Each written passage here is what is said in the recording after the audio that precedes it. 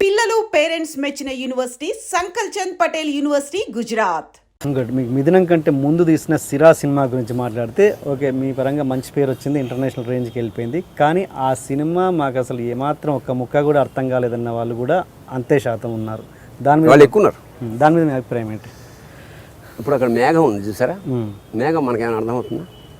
ఒక ఫార్మేషన్ ఉంటుంది, కానీ 10 మంది దానికి 10 మంది ఇప్పుడు నేను ఏదైనా ఊహించుకున్నాను అనుకోండి, ఒక కప్ అనగానే కాసేపటికి అది కప్ ఫార్మ్ కప్లా అనిపిస్తుంది. యద్భావం తద్భవతి. ఇది యాక్చువల్గా కాన్సెప్ట్. ఇది మన కాన్సెప్ట్ కాదు. మనకన్నీ ఇప్పుడు ఫిలాసఫీలో మన భగవద్గీత ఏమైనా సరే కొన్ని అర్థం కావు, విడమర్చి చెప్పి బయటికి వాళ్ళలాగా అనిపిస్తే లోపల ఇంకో అంతరార్థం వేరే ఉంటుంది, జనరల్ అర్థం కాదు. అలాంటి కాన్సెప్టు యూరోపియన్స్కి ఉన్నది. నేను పీజీ డిప్లొమా థియేటర్ ఆర్ట్స్ చేస్తున్నప్పుడు వెస్టర్న్ థియేటర్ చదివా, వెస్టర్న్ నాటకం చదివా. వరల్డ్ వార్ జరుగుతున్నప్పుడు చాలా ఇంపార్టెంట్ విషయం, వరల్డ్ వార్ జరుగుతున్నప్పుడు ఊహించాలి. తక్కువనే ఇల్లు లేదు, తక్కువని ఎదురుగుండా ఉన్నవాళ్ళు లేరు, చచ్చిపోయారు. ఒక విధమైన నిర్వేదానికి లోనైపోయింది మొత్తం ప్రపంచం. వాళ్ళు ఏంటిరా ఏ పుట్టుగా బద్దం పెట్టారు. ఇప్పుడు జీవితంలో సడన్గా మల్టీ మిలియనర్ రోడ్ మీకు వచ్చేస్తే వాడు ఏం ఫీల్ అవుతారు? అట్లాగా అంత అబద్ధం రా, మిత్తు అన్నీ ఒక్క నా కొడుకు పలకరించట్లు అన్నీ అబద్ధాలు, దొంగ నా కొడుకు, చీటర్స్, ఇట్లాగే ప్రపంచం మిత్తు అని ఒక ఇజం పుట్టింది, సర్రియలిజం.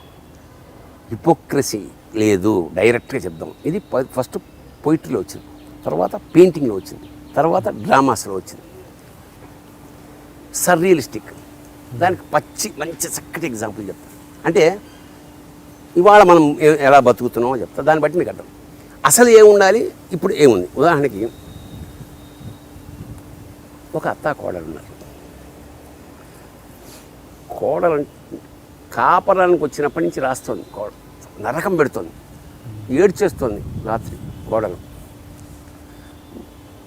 ఎప్పుడు పోతే బాగుండనే స్థితికి తీసుకొచ్చింది. రోజు నరకమే, కంప్లైంట్లు, అది లేదా ఆత్మహత్య చేసుకోవాలి, అది చచ్చిపోవాలనుకున్నది.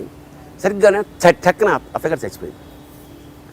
అత్తగారు చచ్చిపోయిందని తెలియగానే కోడలు ఏం చేయాలి? న్యాయం అయితే చిన్న భరతనాట్యం చేయాలిగా. ఇక ఏం చేస్తుంది? ఒకప్పుడు ఏదన్నా మాట అన్నా కూడా అత్తగారు నిజంగా కడుపులో పెట్టి అంగులో పెట్టి చూసుకుంది. అంత అదనమాట. ఆ నిజాన్ని నేను సినిమా తీశా. ఓకే, అంతర్గతంగా మనిషిలో ఉండే వేదన, ఈ టెర్రరిజం మీద ఉండే వేదనని సింబలిక్ ఒక్కొక్కడికి ఒక సూర్యుడు సమస్త జీవులకు ఒక్కొక్కడై తోచు భంగిన్న నడిపోతారు. సూర్యుడు ఒకడే, కానీ నీకో సూర్యుడు నాకో సూర్యుడు కంటే అట్లాగే దానిలో నానార్థ అర్థం లేక కాదు, అర్థం ఉన్నది, అర్థం కాక. ఆ కాన్సెప్ట్ ఆఫ్ అండర్స్టాండింగ్ వాళ్ళకు ఉంది. అందుకనే నాకు దాన్ని ఇంటర్నేషనల్ ఫెస్టివల్ 2008లో నాకు ఆవిడ ఎవరు అవార్డు తీసుకున్నప్పుడు అవార్డు ఇచ్చిన జర్మన్ డైరెక్టర్ నాతో పర్సనల్గా ఇట్స్ ఫ్యాంటాస్టిక్, వట్ విజువల్ అన్నాడు. వాడికి అర్థమైంది. అట్లా ఆ కాన్సెప్ట్ మనకు అర్థం కాదు కాబట్టి సర్రియలిజము, డాడాయిజము, ఇమేజిజము, ఈ అబ్సర్డిటీ అని ఇంకోటి ఉంది, అబ్సర్డ్ థియేటర్, అసంబద్ధత జీవితం.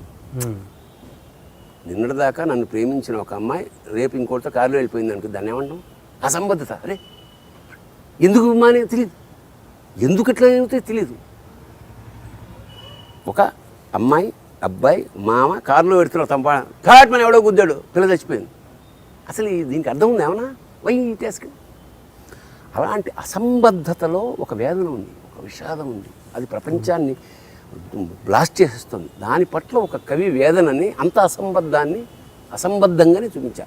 ప్రతి వాళ్ళకి ఇంకోలా తోస్తుంటుంది అది. అది ఇట్ షుడ్ బి ఫెల్ట్, దాన్ని ఫీల్ అవ్వాలి తప్ప అది అర్థం చేసుకోలేదు. అంచేత ఈ అర్థం చేసుకోలేని వాళ్ళే ఎక్కువ ఉన్నారు.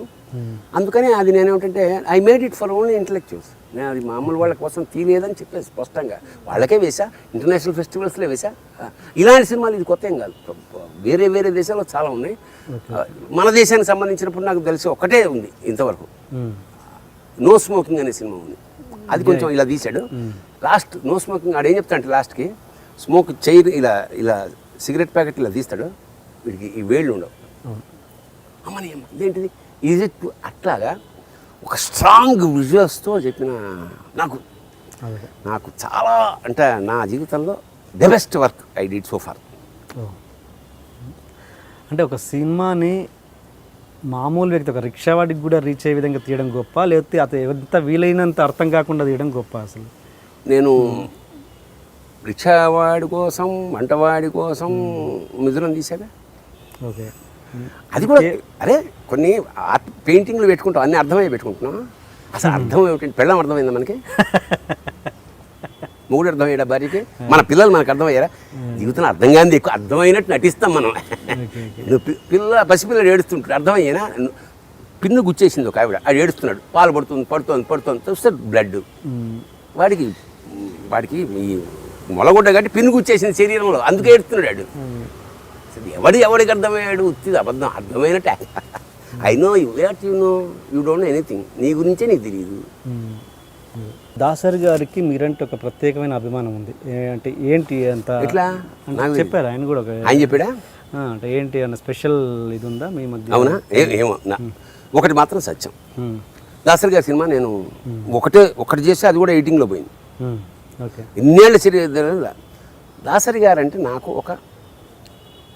ఒక గౌరవం. ఎందుకంటే మేము కాలేజీలో చదివేలో దాసరి ఉత్త బొమ్మ ఉండేది అంతే, ఆయన మొహం. స్వర్గం నరకం ఆయన బొమ్మ. ఎవడు హీరో? దాసరి సినిమా ఒక దర్శకుడికి అసలు ఇక్కడి నుంచి అక్కడ అంటే 10లో ఉండే దర్శకుడిని, తెలుగు దర్శకుడిని 100లో పెట్టినవాడు మాత్రం దాసరి. అది మాత్రం సమస్య లేదు.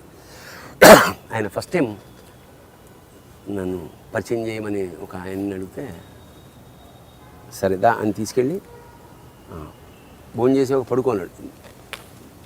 ఎప్పుడు వెళ్దామన్నా? నువ్వు పడుకుని లేపుతాను. పడుకున్నా, 3ంటికి వెళ్దామన్నా.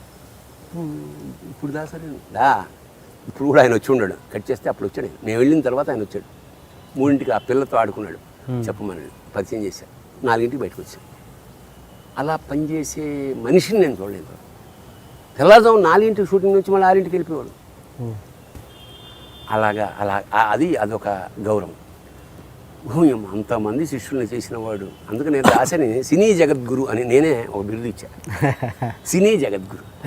ఎంతమంది చాలామంది తక్కువ మంది నుంచి వస్తారు, అట్లా విశృంఖలంగా వచ్చారు. అదొకటి. ఫైనల్గా అతను 100 మంది దర్శకులకి 100 మంది అంటే సినిమా ఇండస్ట్రీ పుట్టినప్పటి నుంచి ఇప్పటిదాకా అని చెప్పి 100 మంది దర్శకుల్ని సెలెక్ట్ చేసి సన్మానం చేశాడు. లిస్ట్ ఆయన తయారు చేశాడు. అందులో 98 అండి నేను. అది ఎంత ఆశ్చర్యం. నేను రాసి చేసింది సిరా మాత్రమే. మీకు దాంట్లో మీరు ఎట్లా ఉంటారు? ఆయన సినిమా డైరెక్టర్కి సన్మానం 100 మందికి సన్మానం చేశాడు. తన దగ్గర చేసిన వాళ్ళు కాకుండా ఎనీబడి. ఓకే, 100 ఇండస్ట్రీలో ఉన్న 100 మందికి అండి. సినిమా పుట్టినప్పటి నుంచి ఎంతమంది ఉన్నారు, ఎంతమంది చేశారు? నేను 98 అని అంటే నేను నాకు అవి నన్ను గుర్తించి ఇతను తీసింది చిన్న సినిమానే, short film, but international fame సంపాదించాడు. చాలు 100. అది నా గౌరవం. రెండోది ఏమిటంటే ఆయనది పాలకొల్లు, మా అమ్మది పక్కనే ఊరు. అంటే బేసిక్గా పాలకొల్లు ఒక అట్రాక్షన్ ఉంది. పాలకొల్లు అంటే చాలా ఇష్టం ఆయనకి. ఇంటర్వ్యూ అన్నారు మొదటి పరిచయంలోనే ఆయన నా మనసు గెలుచుకున్నారు అన్నట్టుగా చెప్పారు ఒక దగ్గర. ఇదే మరి అసలు ఇట్లా మనిషి ఉంటారా అని. అతను బోడా శంకరుడు అండి. అతను నిజంగా ఏమైనా అన్నా కూడా వెళ్ళి అయ్యా నీ అంతటి వాళ్ళు ఏంటంటే వెంటనే స్పందించే ఏకైక వ్యక్తి ఇండస్ట్రీ అసలు కథం. నీకు కష్టం వస్తే నువ్వు శత్రువైనా సరే మీరే అంటే ఫట్ ఆ పని అయిపోయింది. అది మాత్రం నేను ఇప్పటికి కూడా ఆ గౌరవం నాకు. నా సినిమా రిలీజ్ కాకపోతే ఆయన దగ్గరికి వెళ్ళి ఫస్ట్ సినిమా రిలీజ్ అయ్యాక ఆయన దగ్గరికి వెళ్ళా. ఫంక్షన్ ఇంట్లో పెట్టాడు, అందరికి భోజనాలు పెట్టి ఫంక్షన్ పెట్టి అందరి డైరెక్ట్గా పిలిచాడు.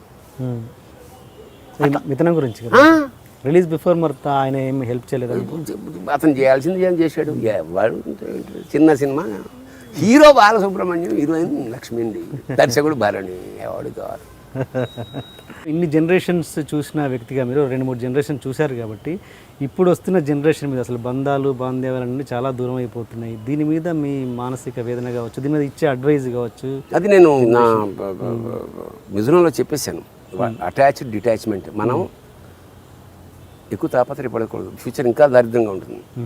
అంచేత ఒక మంచి మాట అంటే చాలా బాధాకరమైన మంచి మాట ఏమిటంటే, ఇన్నాళ్ళు మనం చూడలేనివి చూసాం విచిత్రాలు, అవి ఇవి ఇక చూడకూడనివి చూస్తాం అన్నాడు. That's happening.